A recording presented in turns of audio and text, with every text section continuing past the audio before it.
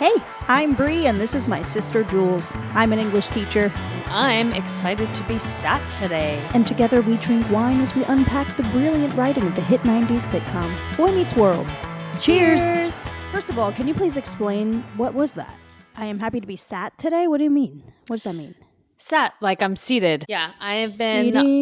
Sitting is the opposite of standing. Literally. I've been moving the last 2 weeks. So I'm finally sitting down and I'm enjoying sitting down. The opposite of running around. Correct. All right, what are we drinking today? We are drinking Moët and Chandon champagne brut. Woo! What is the occasion? The occasion is I spent 2 hours running around town trying to find Lifevine Sauvignon Blanc, and I could not find it anywhere. So I asked Brie, what do you have that I can find within the next 20 minutes? And Moët and Chandon was on the list among 5 other wines. And guess which one I found? The most expensive bottle. So we are going to make an occasion and drink this lovely champagne. Woo! Champagne on a Tuesday for no reason. Because we are the new adults and we can do whatever we want. It's called free will. Ever heard of it? Mm-hmm. All right, let's take a sip. Why do I always brush my teeth before these episodes? It's such a bad idea. Oh, I like it. It smells like rich people. Yeah, that is a fancy champagne. Yeah, it is. It's good. I have to say that my favorite champagne is Taittinger, but this is pretty damn close. This is really good. What do you like about it? I wish mine was a little bit colder, but that's my fault. I don't know. It's just smooth. It's not sweet at all, which I like. It's very dry. I like when I don't taste anything at all, and it just goes right down, and it's very clean, and it feels like almost like a palate cleansing beverage that would be really nice with like a very light cheese. Easy and good. Well, I wonder if any of these aromas appeal to you. Apple, pear, peach, citrus, brioche, and toasted nuts. Yeah, I like brioche and I like toasted nuts. This is good. Yeah, it's good. The country is France. However, Moët, it's pronounced Moët. It's Dutch. The word is Dutch, but the bottle is French. Fascinating. I definitely have been calling it Moët. But you're right, there's an umlaut over the E, which is not French. Interesting. I wonder if Chandon is French and Moët is Dutch. Pierre Gabriel Chandon de Briey is the son-in-law of Claude Moët's grandson. So they're both French. Yes. So the Moët, I was looking it up, the E, the umlaut over the E is not an umlaut because, yes, French does not use umlauts, but French has a diacritic called the tréma, which looks exactly like an umlaut. So it is French. This reminds me of our episode about Haagen-Dazs. Oh my God. That was a big... Oh my God. Wait, sorry. That scared me. What? I was going to say, that was also the episode where we referenced Brian Jordan Alvarez, because I remember talking about accents in that episode. And I just sang the sitting song in this one, so we're going back around. Wait, what? Is that weird? That is weird. It is the opposite of standing. Oh my God, viewers, listeners, we saw him. We saw him in Woodstock, New York. We ran into him. I saw him on the street. You did not run into him. You passed by him and you were like, oh. Yeah. And then you saw him again in his car and you were like, oh. Literally, that's what exactly happened. what happened. And I didn't say anything to him because I totally froze, and I should have been like, Brian Jordan Alvarez, I love your work. But I didn't say anything because I am actually a dweeb around celebrities. Yeah, and I was next to you the whole chill. time, and I saw him 0 times. Anyway, let's get into it. So we watched season 2, episode 10, Sister Theresa. Synopsis: Cory learns that it takes more than manners to be a gentleman. Air date November 25th, 1994. This one was written by Jeff C. Sherman. We've definitely seen him before. Directed by David Traynor. Viewers 15.5 million. what were your first impressions? This was one of those episodes that I remember so clearly. I specifically remember the car scene at the end. I remember it too, and I remember watching it around the same time that I was reading The Outsiders, and it just gave such Outsiders vibes. Even in the car, TK is telling a story about her dad talking to some redhead behind him, and that reminded me of the scene where I think it's Dally and maybe Johnny's with him are like talking to Cherry. Anyway, there's just like a lot of Outsiders vibes in that scene, so I totally remember it too. Yeah. My first impression, I love this episode. I loved it. I thought that, what was her name? The actress who played Theresa, Danielle Harris. She was so good. She stole the freaking whole episode. She was amazing. What else is she in?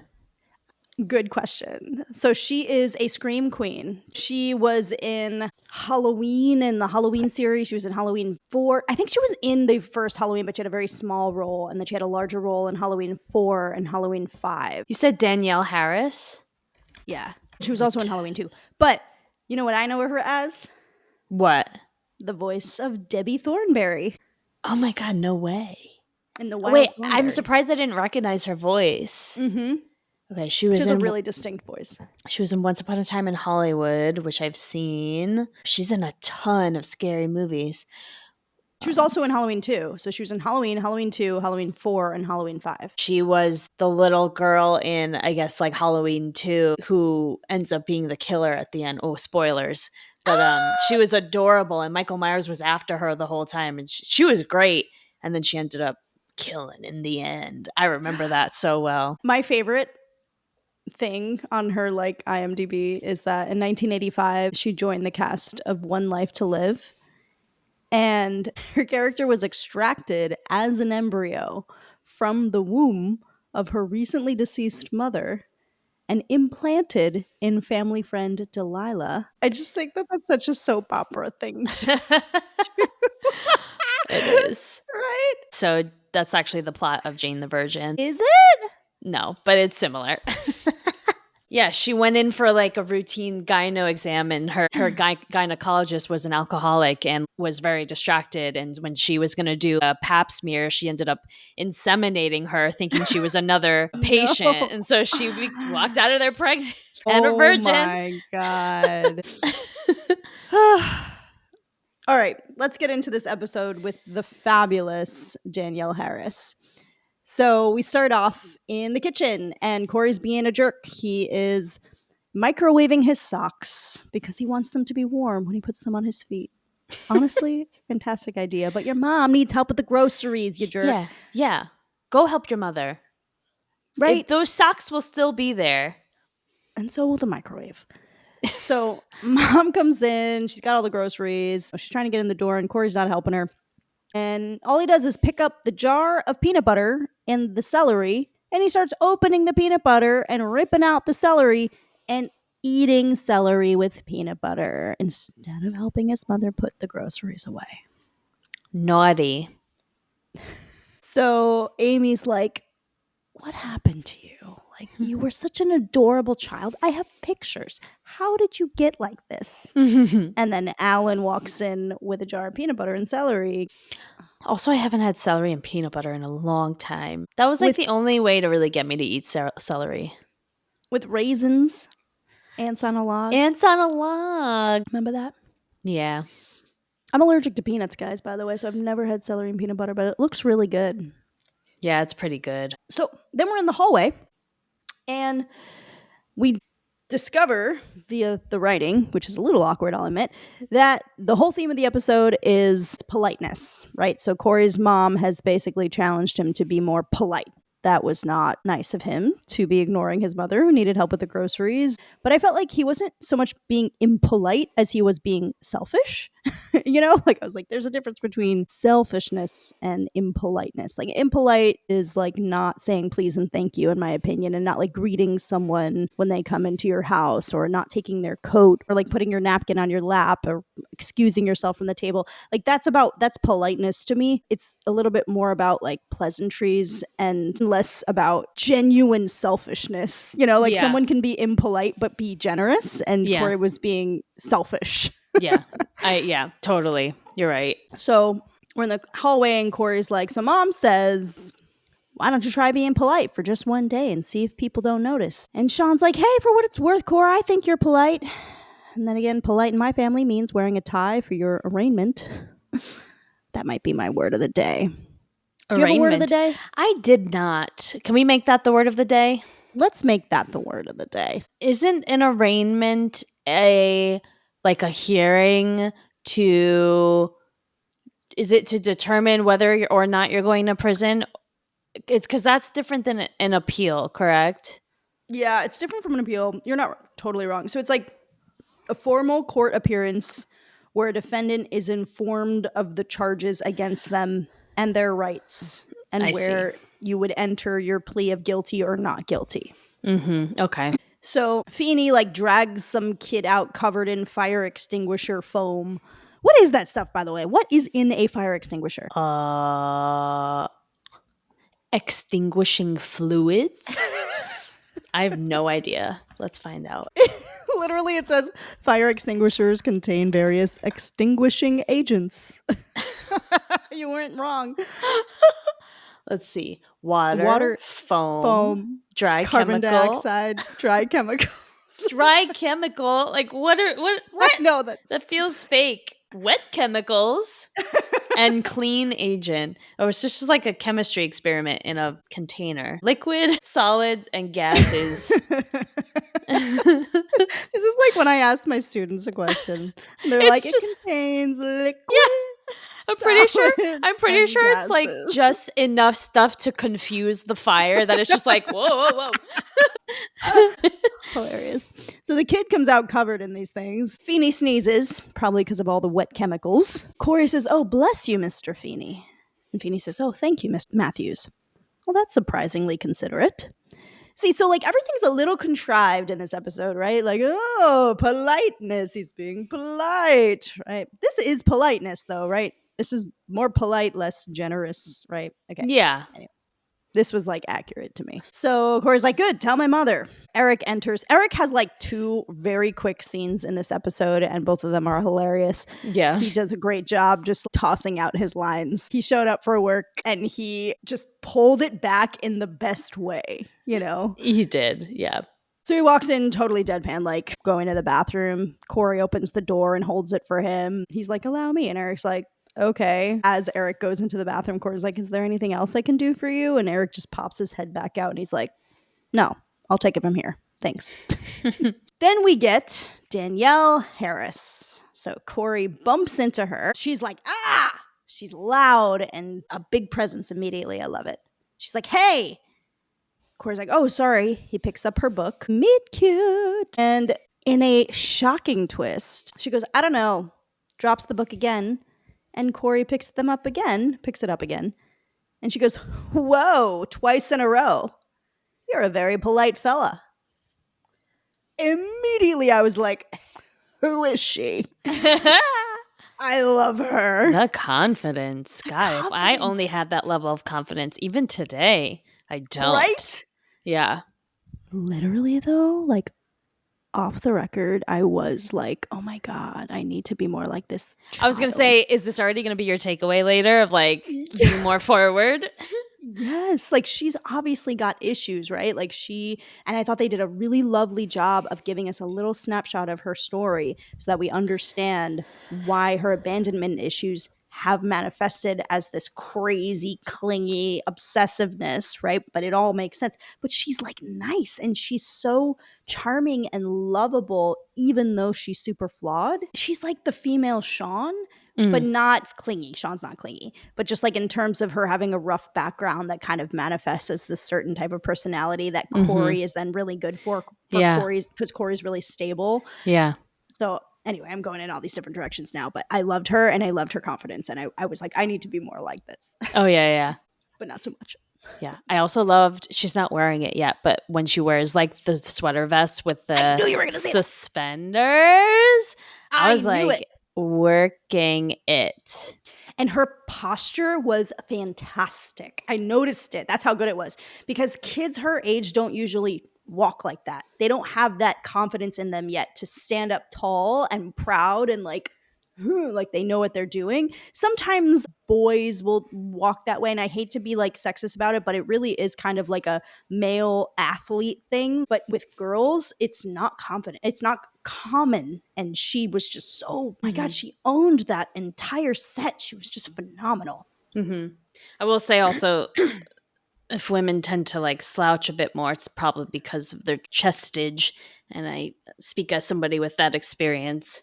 Yeah, especially at that age where it's new, right? You're like, Yeah. oh my God. Yeah, it's also like when you're young like that and it's happening, you might have this urge to want to kind of cover it a little bit. Yeah. Because it's an interesting thing to kind of go through puberty and start to develop boobs. Some people are like, hell yeah, finally, this is great.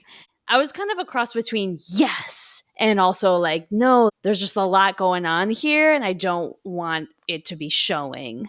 Yeah. But there's something about her confidence and her posture that was different from, I want to show off my boobs.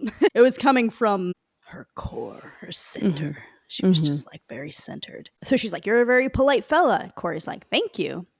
And she goes, and your smile, it's kind of engaging. Excellent word choice for 7th grade. And Cory's like, yeah, I use the toothpaste with swirls. I know exactly which one too. The little Colgate, red, white, and blue. Yes. Yeah, the movement. So she's like, humorous too. You got possibilities. Turn around. Let me look at you.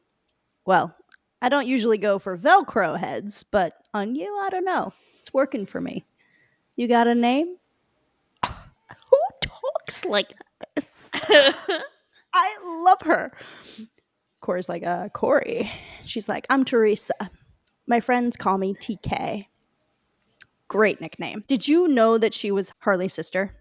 No, Me I neither. forgot about that part.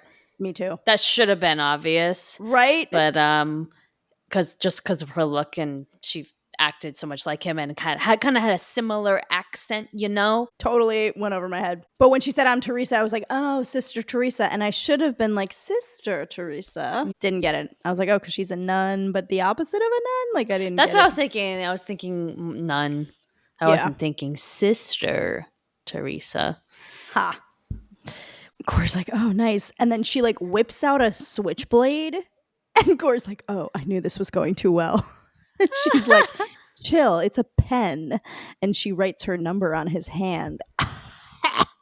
Again, I need to take a number from this woman. I need to be more like this. So Sean comes out, she leaves. Sean's like, all right, Cory's like, that girl, she wrote 7 numbers on my hand. What could that possibly mean? Oh, he's so oblivious. I love it. And Sean's like, it means call her. And Sean's like, how can I call her when I don't even have... Oh. Oh, and then later when they're in the car and he's trying to like get rid of her, Sean's like, well, what do you usually do to get rid of a girl? And Cory's like, it's usually so easy. He's never been in this predicament before. Yeah. And he's asking Sean, like, how do I get rid of this girl who wants me? And Sean's like, I don't know. I've never had this problem before. They're so funny. So we're in the classroom and Cory and Sean are fully having a full volume conversation in the back of the room, even though it's the middle of class. And Cory's telling Sean about the conversation that he had with TK last night. It lasted 2 hours. It beat his previous time with a girl by like 2 hours. And she even asked him out to the movies on Friday night. And Sean's like, she asked you out? Cory's like, yep. And I might just let her take me. Ooh. I love that she is driving this car and Cory's just along for the ride. It's adorable. It's adorable. And Cory, okay, I forgot to mention this. The first scene where he's like getting the celery and the whole thing with his mom, his voice sounded different. Did you notice it? There was like one point where he said something and I couldn't tell if he said it or Amy said it because his voice sounded so mature. Granted, it did sound like a mature woman, but it sounded mature. So Turner comes in with the announcements for homeroom. And as he's reading them, TK comes in, hands Turner a note. Turns out she's gotten herself transferred into Cory's homeroom. Red flag number 1. Okay. Oh, yeah. I got scared. And she's asking if she can sit at the same desk as Cory. But she's so cool that like the way she asks is she's like, Mr. Turner, is it okay to sit two to a desk? And Turner's like, I'm thinking no. And she just goes, for a 5 spot? And some people in the audience were like, ooh. Did you hear them? I did. Nasty. I did. Yeah. Also, I'm glad she said 5 spot because I didn't know what that meant. And there's a place near me called the 5 spot that I like to go to. And now I know what it means. It's a $5 Is that your word bill. of the day? I Is that guess your so. phrase of the day? Yeah, 5 spot. Why is it called a 5 spot? Let's look it up. It's just slang for like a $5 bill. Like if give you a 5 spot. Can you give me a 5 spot? Like, can you spot me $5? That's kind of the origin. Oh, spot me $5. That's why it's called that. That makes sense. So then we're in the living room and there is a wreath. I mean, it looks like a funereal wreath. Funereal? That's not really the right use of that word, but yes, a funeral wreath in Cory's living room. Also a clown made of candy. And Alan and Amy and Morgan are waiting by the door when Cory comes in from school. And Alan's like, welcome home, Cory.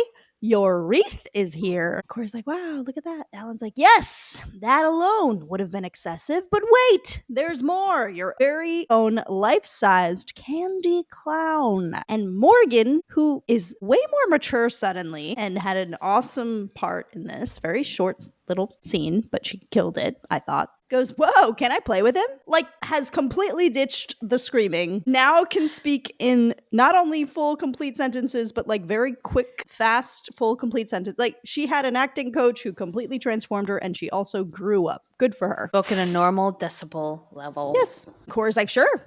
And then you can eat him. And Morgan's like, why can't life always be like this? Alan's like, and now it's time to tell your parents. Who is TK? Cora's like, she's this girl who kind of likes me. And Alan's like, no kidding. Cora's like, and I have you to thank, Mom. Well, you told me to be polite and considerate of others. So yesterday, a girl dropped her book. I picked it up and boom, I'm in a relationship.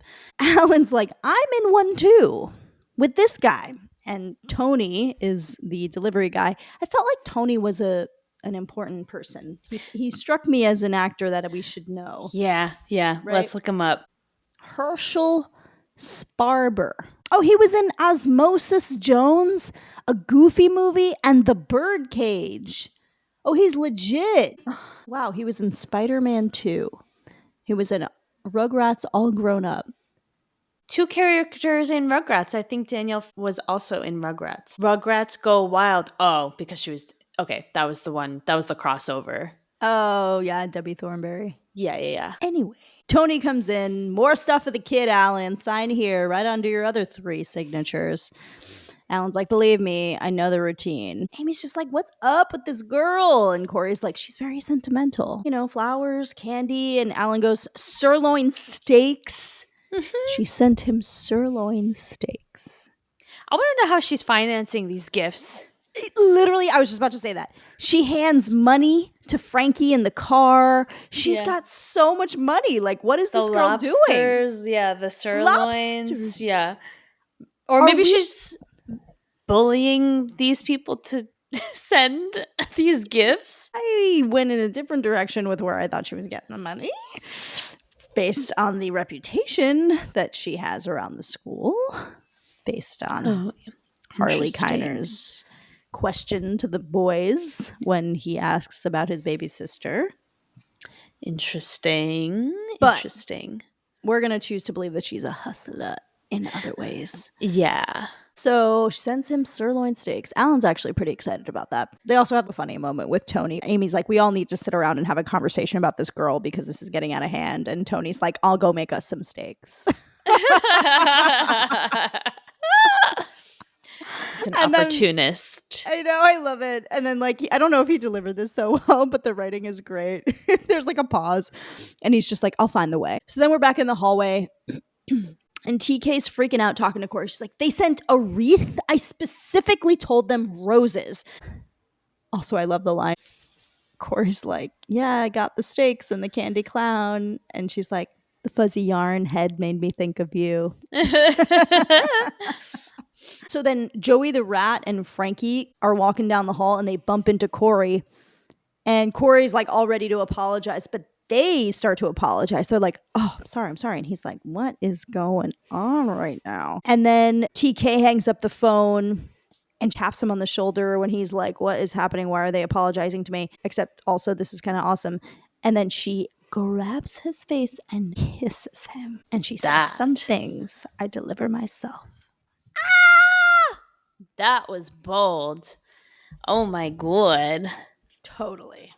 And she acted like they had kissed before. And that was their first kiss. Yeah. And she was so confident she had done that before. Mm-hmm. And then she's like, I'll get my coat. You'll walk me home.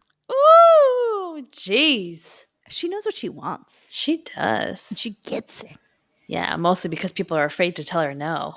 But she's also so lovable. I don't know how to describe. This girl did such a good job because she had me really liking her, even though she was kind of overbearing and a lot. Like, she could be very unlikable if she played it wrong, but she was so charming. I loved her. Yeah, you're right. So Harley comes out of the bathroom with a wad of cash that he's clearly just taken from somebody in there. And he's like, hey, Cory, how you doing? And Cory's like, Cory? Like, you just called me my name? Harley's like, that's your name, ain't it? Cory's like, yeah, but usually as you're shoving me out of the way, you call me Baboon. And Harley's like, that was then. This is not then. Which I found funny, because do you know what the name of the sequel to The Outsiders is? That was then. This is now. Boom. I felt like that was a reference. Just saying. Oh. I felt like there were a lot of nods to The Outsiders in this. Okay. Why do you think they chose to do that? Probably because the writers are like, what do kids these days read? Ah, The Outsiders. Let us write things that remind them of that. Literally me writing my book. What do kids... Percy Jackson. Let me make it be like that. Right? Like, just... It's what we do. And I believe that Essie hinted when she wrote The Outsiders was basically doing that with West Side Story. Oh, interesting. There's a lot of West Side Story nods. Yeah. And I think the movie embraced that with this one scene where all the boys are going off to the Rumble and they start doing acrobatics in the street. And it just feels like a scene out of West Side Story. And The Outsiders is now on Broadway. Oh, true. And there's something West Side Story about it in terms of the masculinity of the dance moves and the sort of grittiness that needs to be captured in song and dance. Is it a play or a musical? It is a musical, and it is freaking phenomenal, people. I know. I went like a little it. tiny bit viral for my reaction on TikTok. It was Ooh. unbelievable. It was the best musical I have ever seen, which is a really big deal because I am really hard on musicals that are about books that I, as an English teacher, know like the back of my hand, right? I'm going to be extremely critical of something like that because I know the book so well, and I know, and my students love it. So it's like, you got to really hold on to the magic of what it originally was, right? Like, I don't even love the book. I really don't. But I love it because my students love it. And then they turn up the dial on this one reference to Great Expectations. So the literature teacher in me was like, oh, you understand. And Ponyboy sings this beautiful ballad called Great Expectations, where it's like he's sort of transposing himself onto Pip from Great Expectations. My God, I cannot get over how good it is. Yeah, I know. I really want to see it. Okay. So Cory has this back and forth with Harley where Harley's being really weirdly nice to him, which should have been our cue that that's his sister. That's when I But- started to suspect. Oh, really? Good for you. Yeah. Yeah. So they're still in the hallway. Kids disperse. We see that someone has graffitied a huge pink heart on the wall of lockers with TK loves CM. And Feeney's like, Mr. Matthews, just the man I wanted to see. Perhaps you can tell me the meaning of this masterpiece? Cory's like, well, I think someone named TK apparently loves corn muffins. And Feeney's like, you want to take another shot at that? Cory's like, no. See you in detention. And Feeney's like, seems unavoidable. Sean comes over. I love how Sean just like pops in these like throughout the episode. Cory's like, Sean, she's obsessive. She's crazy. What's going to happen to me? Sean's like, just relax, Cor. Tell her to slow down. Your date with her tonight? Cancel it. So then TK comes over. She's like, so do you like my artwork, Fuzzy? I'm having a matching one tattooed right over my heart as she's pulling down her shirt to show him her boob. Her boob. Cory's like, no, please. Look, about our date tonight. I love him. He could have totally been like, waited for her to pull it down. But he was like, no, I don't want to see it. I'm breaking up with you. I love it. I love him. And TK's like, oh, it's all set. I got the movie tickets, made the dinner reservations. It's under my name, Fuzzy. She's great. Mm-hmm. I love it. I love that she has it all planned out and she's ready. And she's confident. She's confident. This is what I'm seeking. This is what I want. I want someone that's going to be like, hey, let's go get a drink. Let's do this. I'll plan it. Let's go here. I love this place. What do you think? This is all I'm looking for. Apparently, I have to be that person. I have been that person for the past 72 dates I've been on. I've been the one that's been like, hey, let's go here. I have an idea. I have been planning everything. Why do you feel like that is? Because I'm the only one who gets it going. It's like everyone that I'm talking to on these apps is like, I don't know. Everyone's like laying back and waiting for the other person to say something and like spark something. And I don't really necessarily blame them because something tells me that they were at one point the person who made the effort and then nothing worked out. So now they're like kind of exhausted and burnt out. And they're like, I don't want to do it anymore. It's exhausting. I get it. I'm getting there. Yeah, but it that's is wild though, because you make the active effort to go on dating apps that requires you to put in at least some effort. So if you're there, you want to go on dates, hopefully. So you should want to set them up or at least be an active participant. I think there's something about my energy, and we can cut all this, but I think there's something about my energy that people assume I will take control. Yeah. People are like, oh, she's got it. She'll tell us what we're doing. She'll be the one. So Cory's like, tonight's not good. And TK's like, okay, tomorrow night. And Cory's like, look, Theresa, I think you're a really, really nice person. And TK's like, you're going to bail on me? Cory's like, no, I just need some time. And TK's like, oh, I understand.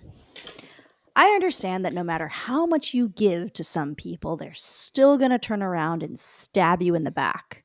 You know, I thought you were different, but you're just like every other guy I've met. I'll see you.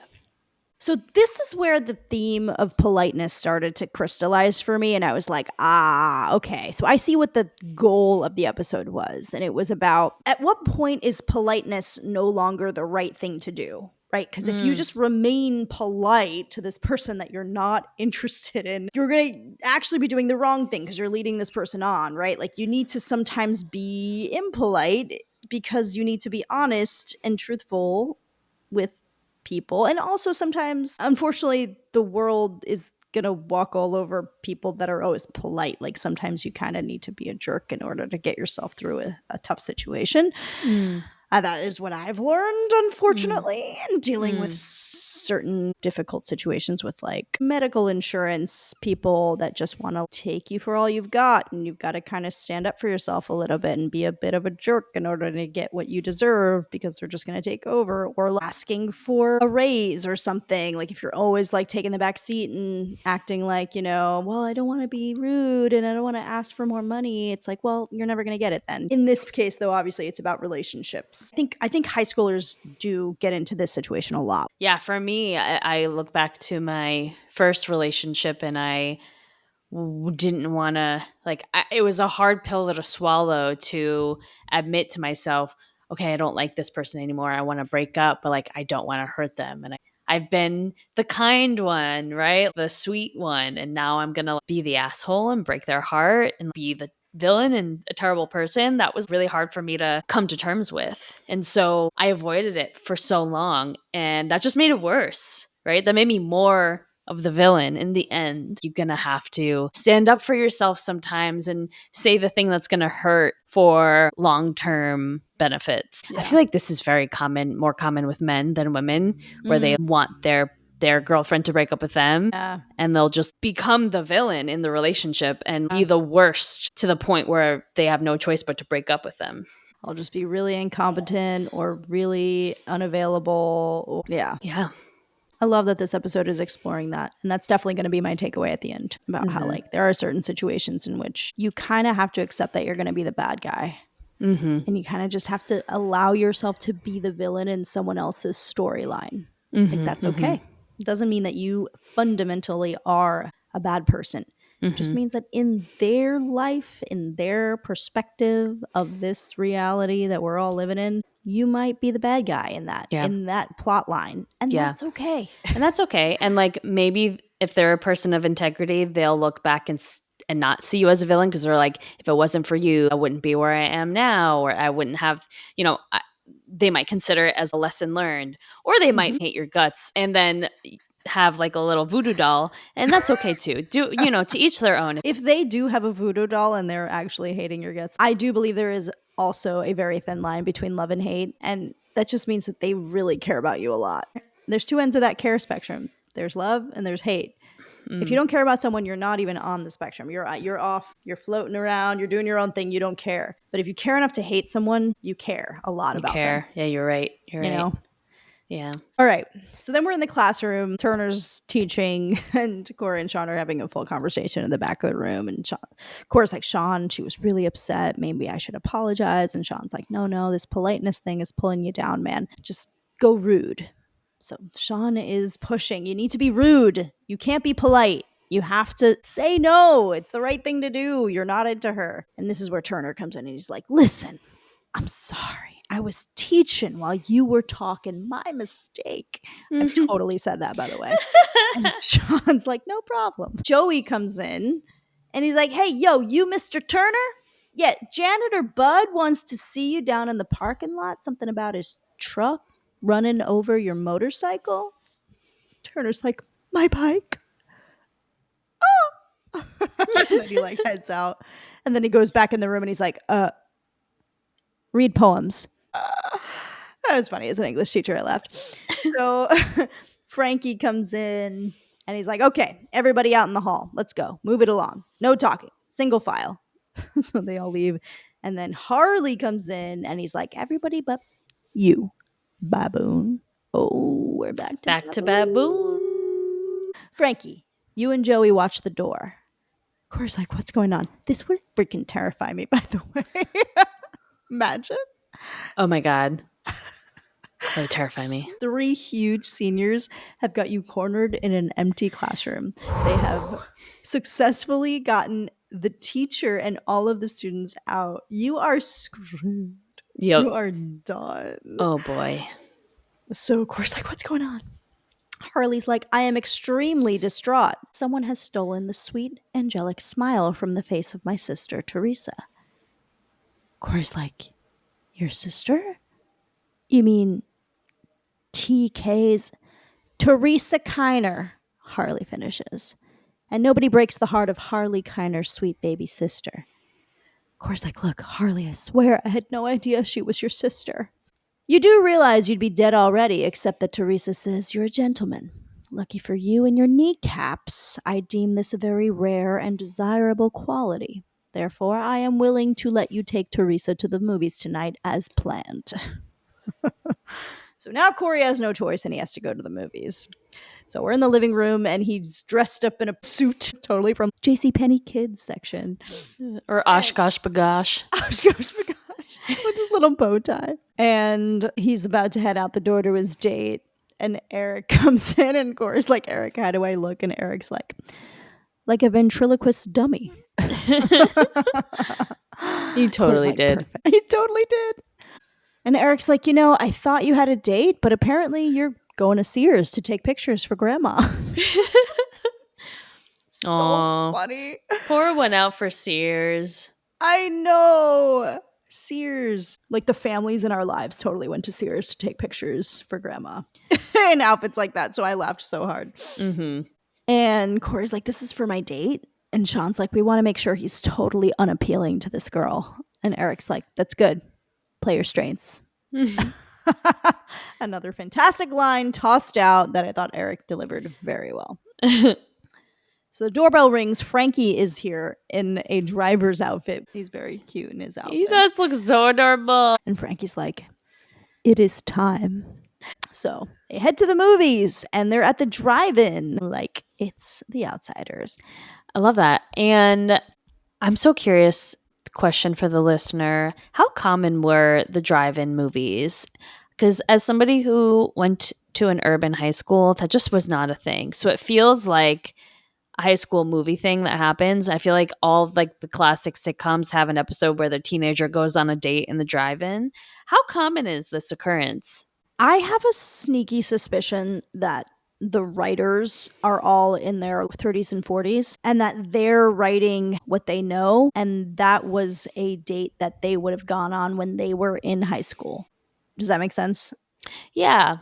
I mean, it's the perfect high school date. Like, you get to be alone in the car watching a movie, you know? You guys didn't see that she did quotes around it. Oh, watching a movie, quote unquote.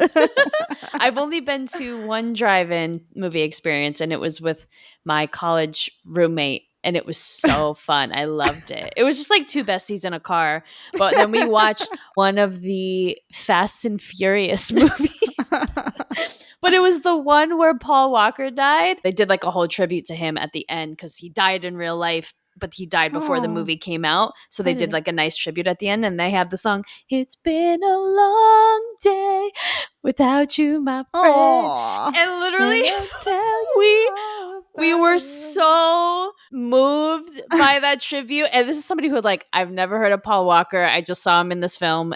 And we were both crying so much because it was just so well done that the windows were fogging up. And I was like, this is not the drive-in fogged up windows movie experience I thought I would be having. But it was still a lot of fun. And that memory is seared into my brain. Oh, good story. That was a good story. So we're in the drive-in, and speaking of fogged up windows, TK turns to Cory and kind of leans in like she's going to kiss him. And Frankie's like, hey. And TK, love her. She just goes, Frankie, I'm dating here. Frankie, be a good guy. Go play on that swing set over there. Frankie says, this I cannot do. Oh, the dancing snacks. I love the dancing snacks. This is so old. This is like back from the 40s, right? Yes. The 40s and 50s. I remember that from Greece, right? Greece? Didn't that happen in Greece? Yeah. Yeah, maybe it was like an old-timey drive-in that was like vintage. Which would have been cool. That would have been a cool date. Yeah. So she hands him a wad of cash and tells him to go get the snow caps that are doing the cha-cha. She's like, I think they're saving the last dance for you, Frankie. Frankie leaves. TK's like, well, alone at last. Cory's like, TK, I'm really thirsty. I think I'm going to go grab us a couple of drinks, okay? And TK's like, oh, save your strength. You just sit there looking good, but lose this. And she like takes off his bow tie. Ooh. And she leaves and goes to get him a drink, which she gets very quickly, by the way. So Sean comes in. So he's been like lurking outside the car. He comes into the car And Cory's like, Sean, how'd you get here? Sean's like, I live on the other side of the fence. Cory's like, Sean, she's all over me. How do I get her to stop? And Sean's like, I've never exactly had that problem before. How do you normally strike out? Cory's like, I don't know. I mean, it's usually so easy for me. And he leaves because TK comes in and she's like, so where were we? And Cory's trying to slow her down. Why don't we talk? And then he brings up the Phillies and she freezes and turns away from him. And there's a total shift in her energy.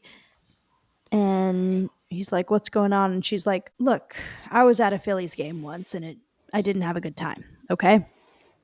And Cory's like, well, what happened? She's like, you want to know? And he's like, yeah, I want to know. She's like, okay, you'll get a kick out of this one. My old man, my real dad, on my 8th birthday, he took me to the Phillies game. And it was so great being there, me and him. He even arranged it so my name flashed on the scoreboard. Cory's like, that's really nice. And she's like, yeah, it was, till he started chatting it up with this redhead in the row behind us.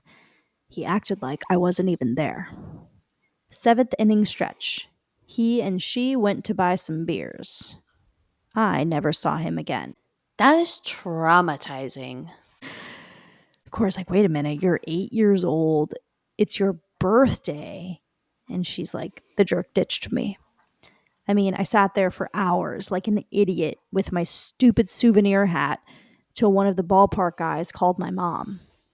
She was sort of under the weather, so Harvey rode his bike down to get me. Her family situation is horrible. Of course, my mind was like, cool, so her mom's a drug addict. And she reveals in this moment that Harley's real name is Harvey, which was a big deal to Cory and apparently to everyone else. Yeah, I figured they were trying to seem like Harvey was a nerdy name, but I never thought that was nerdy. I think that's like a really cool name, and it's also like the name of the hunk in Sabrina, The teenage witch. Yeah, so I was like, exactly we love Harvey, so like I don't think of it as a nerdy name. Now, if his name was like Eugene, I'd be like, oh yeah, I would hide that. I would hide that. I would hide behind Harley. What is it about that name? Why is it so nerdy? Eugene. Yeah, why? Because Gene is all right. And Hugh is fine. But Eugene, I don't know. It's just, I don't like it. And Sorry, Eunice Eugene. from She's the Man. Like, yeah, why Eunice. Eunice. What we don't get in our day and age is that back in like the 40s and 50s, there was a very clear split between the cool socias that were like, that's how it's described in The Outsiders, and the greasers. They were basically posh, put together, clean cut, preppy people that had certain types of names that were like money names. And then there were the kids that were street. And I think that Harvey would be considered preppy. It would be considered one of those soch names in The Outsiders. But I would say Theresa feels proper. Yeah, which makes sense, right? But she goes by TK. So they both have fairly like proper names, You're right. right? You're right, yeah. So Cory's like, Harvey, the single most fantastic thing I've ever heard. And I can't tell anyone because he'd kill me. She is done. And she's like, look, Cory, I like you. Okay? And Cory's like, I like you too. And she's like, well, then come on and kiss me. Okay? I'm saying it's okay.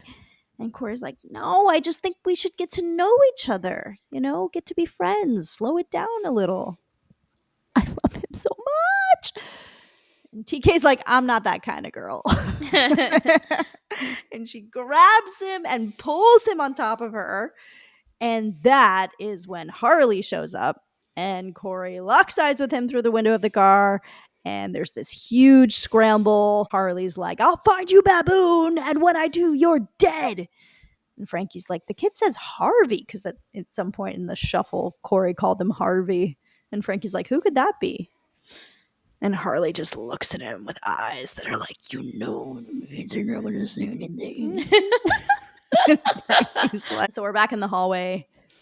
Cory's living in his locker. And Sean is slipping him notes through the vents of the locker which immediately I was like, why are you trusting Sean to give you notes? Where's Topanga? Yeah, you're right. Harley comes looking for him. So Cory's like, look, Harley, give me a chance to explain. She was all over me, I swear. And Harley's like, you expect me to believe that my angelic baby sister actually came onto you? Cory's like, Harley, I wouldn't make this up. It's the truth. You gotta believe me. Which I like that there was some character development here because Harley did believe him. He had a moment in his eyes where he was like, damn, this kid kind of doesn't lie. And so if he's saying this with such conviction, he might actually be telling the truth. Yeah, you're right. I was also thinking that like maybe he also knows his sister and Yeah. but like didn't want to believe it. Probably a combination of the two. So I liked how quickly this turned around because one of my biggest pet peeves in writing is when drama only exists because characters are not talking to each other about something or there's a miscommunication about something. Like there's only so much of that I can take before I'm like, okay, just have a conversation, just clear the air. So immediately Harley turns around to a bunch of like random guys in the hallway and he asks them, any of you guys know a girl named TK? And they all nod. And he's like, is she fast like he says she is? Which, again, I feel like the writers are showing their age with this. Like, I don't think that they would have used that term in the 90s. What would they say instead? In reality, it would be probably, is she a slut? Like, but it wouldn't be on TV as that. Mm-hmm.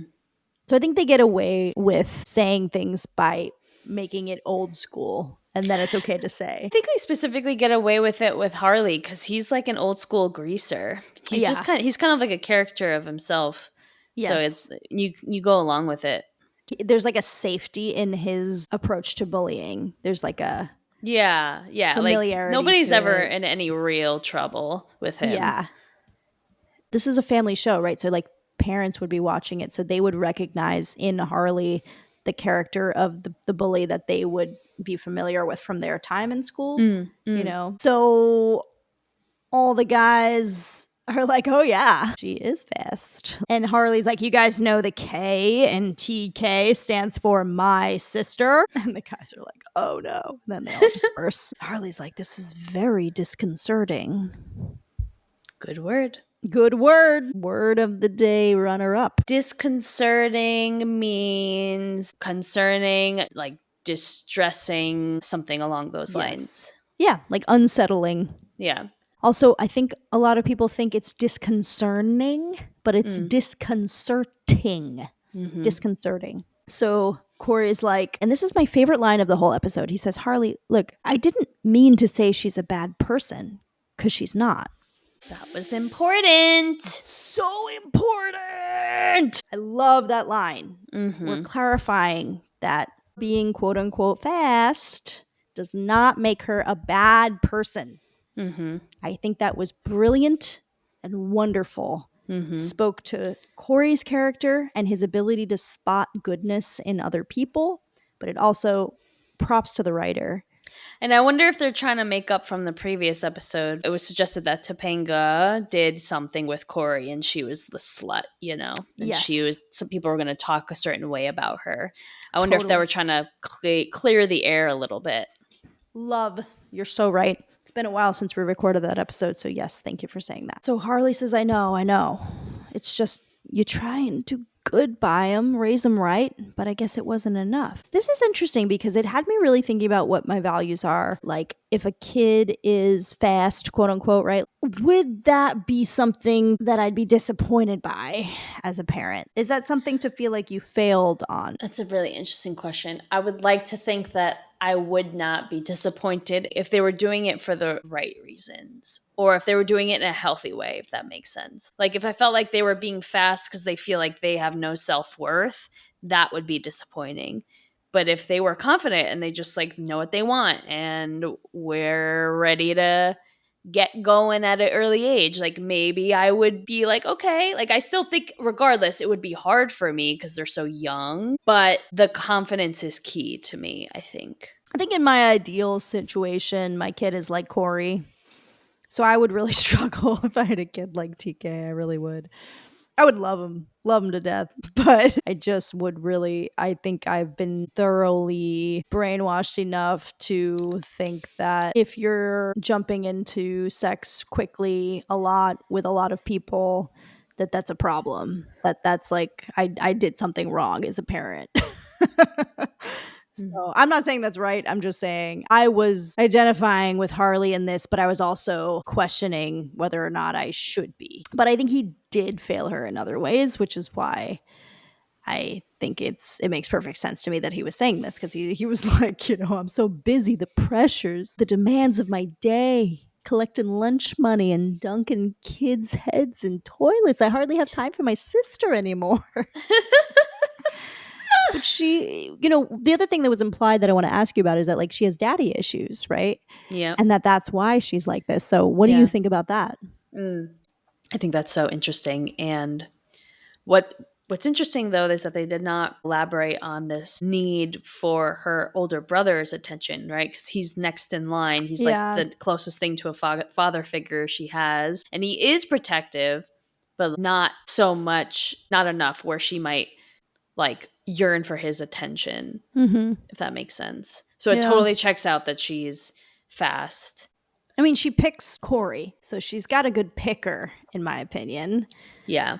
My honest opinion is that I think if a girl is getting after a lot of guys, girls, whoever, it's probably at that age not the sort of enlightened, empowered, I know what I want energy that I think a lot of mid-20s influencers online are kind of like talking about when they are trying to like embrace their sexuality. Like I think at that age it's coming from a desire to like fill some kind of void that is there from an emptiness that needs to be addressed in different ways. It strikes me as a need for acceptance. It strikes me as a need for approval, for love, for affirmation, for something, right? Like, and I don't think that it's going to really fulfill that for them in a way that's profound and important and long lasting and fixes the issue, They're also so young.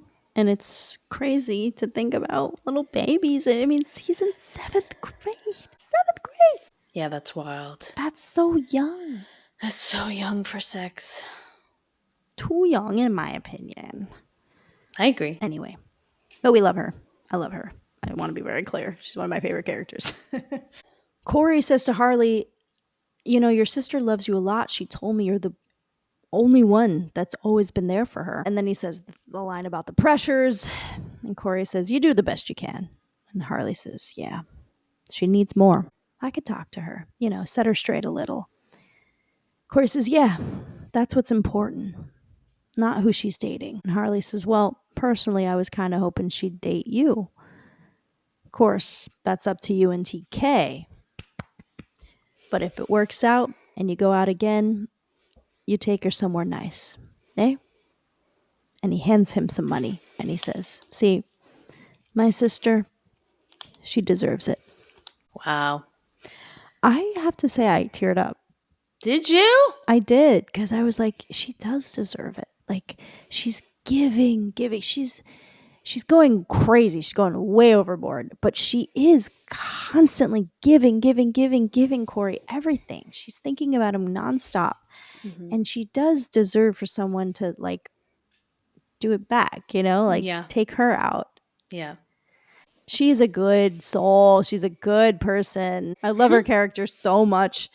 That's the end of the episode. We get a little button where TK is over at the Matthews house for dinner, dressed, in that kind of posh, Sochi way. And they're having lobster, which she has clearly provided for the family. Again, what does this girl do? She turns to Cory. How's the new me coming across, Fuzzy? Cory's like, you're doing great. And then Eric just goes, uh-oh, this guy's missing a claw. And TK's like, that's it.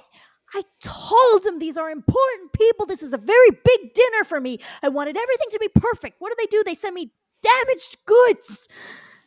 And then she sits down.